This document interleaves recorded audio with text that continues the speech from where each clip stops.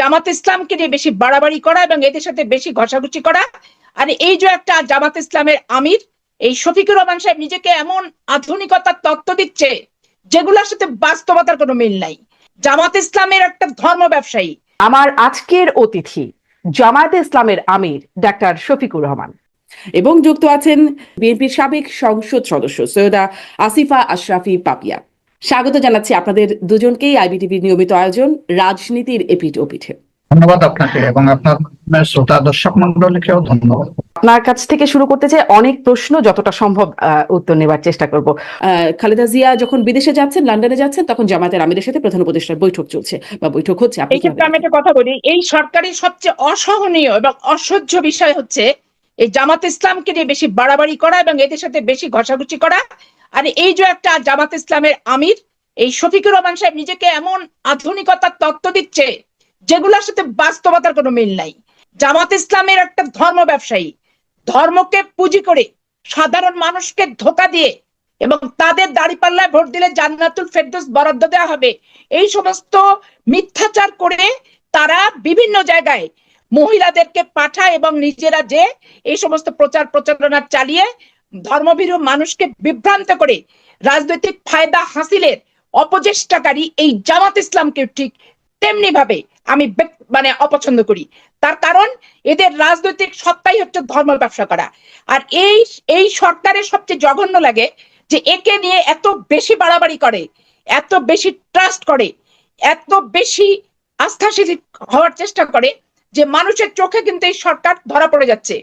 কারণ বাংলাদেশের মানুষ মুক্তিকামী মানুষ, বাংলাদেশের মানুষ স্বাধীন চেতা মানুষ, বাংলাদেশের মানুষ মুক্তিযুদ্ধের চেতনায় বিশ্বাসী মানুষ। এই মুক্তিযুদ্ধ একটা মাত্র সংগঠনের কারণে মুক্তিযুদ্ধের চেতনাকে ক্ষতিগ্রস্ত করবে, আঘাত হানবে, এই জিনিসটা কিন্তু কেউ আমরা বরদাস্ত করবো না এবং আমরা বরদাস্ত করতে কিন্তু পারিও না। আজকে দেখেন যে সংস্থাপন এবং শিক্ষা মন্ত্রণালয় পুরো জামাত ইসলামের সমর্থিত ছদ্মবেশী শিবিরের কর্মীরা যারা ঢাকা বিশ্ববিদ্যালয় বিভিন্ন বিশ্ববিদ্যালয়ে পড়তো তাদেরকে প্রত্যেকটা জেলায় জেলায় ইভেন চাঁপাইনবাবগঞ্জের ডিসি পর্যন্ত ছদ্মবেশী শিবিরের সদস্য এবং উনি জামাত করে। ওপেন জামাত ইসলামের লোকেরা বলে বেড়ায় যে আমাদের ডিসি তো জামাত ইসলাম করে, আমাদের সংগঠন করে। তাহলে আপনি বলেন যে এইভাবে যদি প্রত্যেকটা জেলায় জেলায় ডিসি এবং তাদের শিক্ষা মন্ত্রণালয়ের এই আপনার শিক্ষা মন্ত্রণালয় আপনি জানেন যে প্রিজাইডিং অফিসার, পুলিং অফিসার শিক্ষকরাই হয়, এইভাবে যদি তারা এই সরকার প্রমোট করে রিক্রুট করে তাহলে সামনের নির্বাচনকে আমরা আস্থাশীলতার জায়গায় নিয়ে যাব কিভাবে, এটাও কিন্তু ভাববার বিষয় আছে।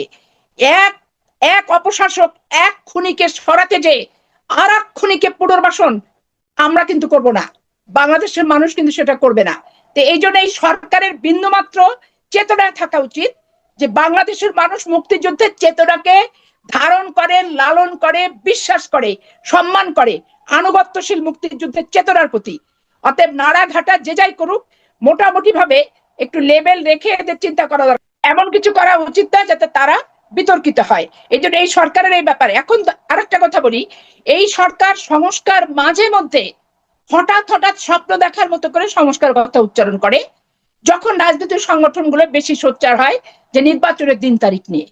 এখন তারা যদি মনে করে যে ইচ্ছা মতো সময় নিয়ে দীর্ঘায়িত হওয়ার পরে হঠাৎ হঠাৎ আমরা সংস্কারের কথা বলে আমাদের ক্ষমতায়নটা দীর্ঘায়িত করব, এটাও কিন্তু অশুভ লক্ষণ হবে, অশুভ ইঙ্গিত হবে। এবং যে আগস্টের চেতনা, অভ্যুত্থান এবং 15 বছর যে আন্দোলনের একটা কামিয়াব লক্ষ্যে পৌঁছানোর যে স্পিরিটটা সেটা কিন্তু ব্যাহত হবে। এরা যখন ক্ষমতার বিপক্ষে থেকে ক্ষমতাসীনদের নিয়ে এরা সমালোচনা করেছে, আজকে এরা বাজার দর নিয়ন্ত্রণ করতে ব্যর্থ, মানুষ মেনে নিচ্ছে দাঁতে দাঁত চেপে যে হচ্ছে ঠিক আছে একটা অবৈধ শাসককে সরিয়ে এসছে, একটু সময় দিই।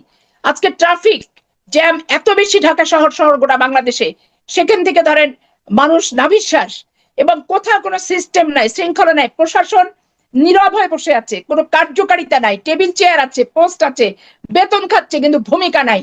কারণ প্রশাসনে এত অবৈধ শাসনের ক্ষমতা প্রয়োগ করে অভ্যস্ত হয়ে গেছে যে তারা বৈধ শাসনের কথা, কি করা উচিত, দায়িত্ব এবং কর্তব্য বোধটাও কিন্তু তারা ভুলে গেছে। এমত অবস্থায় ইনারা যদি মনে করেন দল গঠন করব, ক্ষমতায় বসে থাকবো, থেকে একটা পাতানো নির্বাচন দিব, বাংলাদেশের মানুষ কখনোই কোনো এই অবৈধ এবং এই টাইপের মানসিকতা সম্পূর্ণ সংগঠন ব্যক্তি এদেরকে মেনে নেয়নি, সমর্থন দেয়নি, মানবে না, মানতে পারে না। এটাই হচ্ছে চরম পাতানো সত্য কথা। নির্বাচনের সংখ্যা কেন করছেন?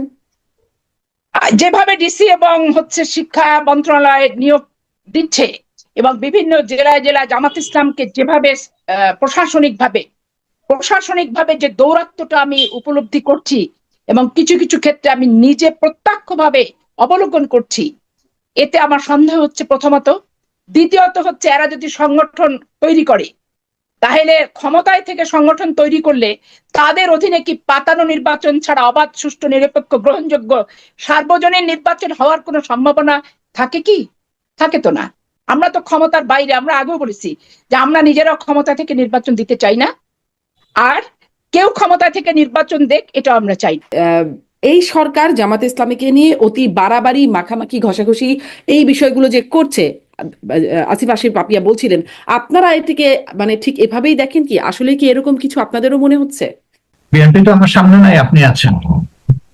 আপনি একজন সচেতন সাংবাদিক হিসাবে আপনি কি একটু বলবেন যে উপদেষ্টা পরিষদের কোন লোকটা জামাত ইসলামের? আপনার কি জানা আছে? একটু বলতে পারবেন? এটা আপনার জোট সঙ্গী, একসময়ের জোট সঙ্গী, তারা আপনাদের সম্পর্কে ধারণা পোষণ করছে। Nobody is there. তারা কারা? তাদেরকে আমি কোন দলীয় পরিচয়, কারো প্রতি সহানুভূতিশীল, কারো প্রতি দুর্বল, তার অতীত রাজনৈতিক সংশ্লিষ্টতা, এই নিয়ে আমি তাদেরকে প্রশ্নবদ্ধ করা আমার জন্য আমি উপযুক্ত নই। তাহলে আপনি কি বলবেন যে না, আপনার আসলে আপনাদের সাথে সরকারের বিশেষ কোনো সম্পর্ক বা কোনো প্রভাব নাই, আপনাদের সরকারের উপর কোনো গুরুত্ব নেই? 10টা দলের যেমন আমাদেরও তেমন, প্রশ্নই ওঠে। জি, এই যদি এটা বলে থাকেন, এটা আরেকটা আনজাস্ট। আপনার কাছে এবার একটু আসি যে আপনারা রাষ্ট্র সংস্কারে যে 41 দফা প্রস্তাব দিয়েছেন, সেই বিষয়গুলো নিয়ে একটু কয়েকটা বিষয় একটু কথা বলতে চাইবো।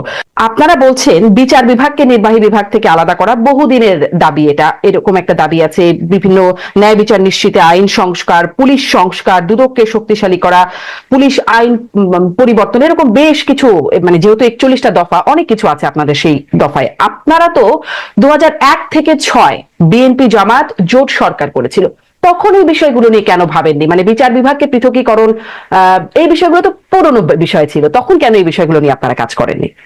প্রশ্ন করেছেন, আমি মিডিয়ার সামনে এই প্রশ্নের মুখোমুখি বারবার হয়েছি এবং আপনার কাছ থেকে আজকে আবার হলাম।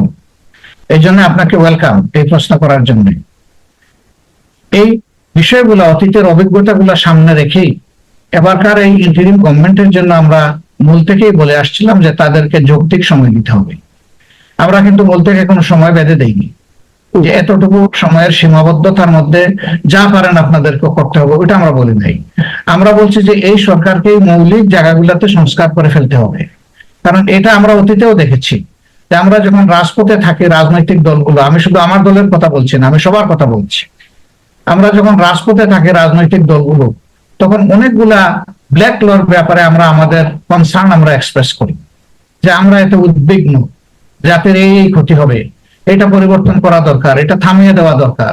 কিন্তু সেই আমরাই যখন আবার দেশ শাসনের সুযোগ পেয়েছি, আমরা তখন সাথে সাথে এটা ভুলে গেছি। প্রত্যেকটা দলের একই অবস্থান ছিল, এটা আমার নির্দ্বিধায় স্বীকার করতে কোনো অসুবিধা নেই। এই জন্য আমরা চাই যে গভর্নমেন্টটা কোনো দলের নয়, যে গভর্নমেন্টটা একটা ঐক্যমতের সরকার, যাদেরকে আমরা দায়িত্ব দিয়ে বসিয়েছি। তারা নির্বাচিত হয়ে এখানে আসেননি, ভোট প্রার্থী হয়ে আসেননি, তারা এসেছেন জনগণের আকাঙ্ক্ষা ফুলফিল করুন। এই সরকার দ্বারা এই কাজগুলো আমাদের সমাধান হয়ে যাওয়া দরকার। এই জন্য আমাদের এই ক্ষেত্রে ভয়েস ক্লিয়ার এন্ড লাউড, একেবারে পরিষ্কার। আমরা চাই না। তারেক রহমান কবে ফিরবেন, এই বিষয়ে কি আপনাদের ধারণা আছে? তারেক রহমান কবে ফিরবেন এই বিষয়ে আমি যে পর্যায়ের দলে আমার অবস্থান, এই উত্তর আমার পক্ষে স্পষ্ট করে দেওয়াটা সম্ভবপর নয়। এটা স্থায়ী কমিটির যারা সদস্য আছেন, মহাসচিব আছেন, নেতৃত্বস্থানীয় ব্যক্তি আছেন, যাদের সাথে সার্বক্ষণিক বাংলাদেশের রাজনীতি এবং বিএনপির সংগঠন এই সমস্ত নিয়ে তারেক রহমানের সাথে সার্বক্ষণিক কথাবার্তা হয়, ওনারা এই উত্তরটা যথোপযুক্ত হয়ে দিতে পারবেন। যার কারণে এই উত্তর দেওয়ার ক্ষেত্রে আমি অপারগতা প্রকাশ করছি। আর দ্বিতীয়ত ব্যাপার যে বিরাজনীতিকরণের ক্ষেত্র যদি শুরু হয়, প্রস্তুতি যদি কেউ নেয়, তো সেইটা ভাঙার জন্য আমরা সদা প্রস্তুত। কারণ আমরা রাজনীতিকে অপরাজনীতিও চাই না, বিরাজনীতিকরণও চাই না। আবার রাজনীতিকে পুঁজি করে অনির্বাচিত হয়ে দীর্ঘদিন ক্ষমতার জগদ্দল পাথরের মতো চেপে রেখে মানুষকে নির্যাতনের হাতিয়ার হিসেবে কয়েকটা দিনক্ষণ তারিখ, যে 5ই জানুয়ারি 2014, আর ওই 18 সাল অমুক ডিসেম্বর, আর হচ্ছে এই 2024-এর জানুয়ারি মাসের 7 তারিখ, এই তারিখ আমরা বুঝি না। কারণ আমরা ভোটের অধিকার এবং রাজনৈতিক সংস্কার, যেটা এই সংস্কার এবং রাজনীতি, দুর্নীতিমুক্ত রাজনীতি, তারপরে হচ্ছে প্রাতিষ্ঠানিক যে দুর্নীতিগুলো হচ্ছে, বিচার বিভাগ বলেন, পুলিশ বিভাগ বলেন, আইন বিভাগ বলেন, নির্বাচন কমিশন বলেন, সচিবালয় কেন্দ্রিক বলেন, এগুলো অবশ্যই চিরতরে নির্মূল করতেই চায় বিএনপি, এবং নির্মূল করেই জনগণের প্রত্যাশিত একটি রাজনৈতিক সংগঠন এবং একটি সরকার, যে প্রকৃত ভোটে, বিশ্বাসযোগ্য ভোটে, সকলের অংশগ্রহণের ভোটে নির্বাচিত হবে, এই প্রত্যাশা আমাদের এখন পর্যন্ত অটুট, কোনো প্রকার পরিবর্তন হয় নাই। অপরিবর্তিত মানসিকতা এখন পর্যন্ত আছে এবং ততক্ষণ পর্যন্ত থাকবে যতক্ষণ পর্যন্ত আমরা কামিয়াব লক্ষ্যে পৌঁছ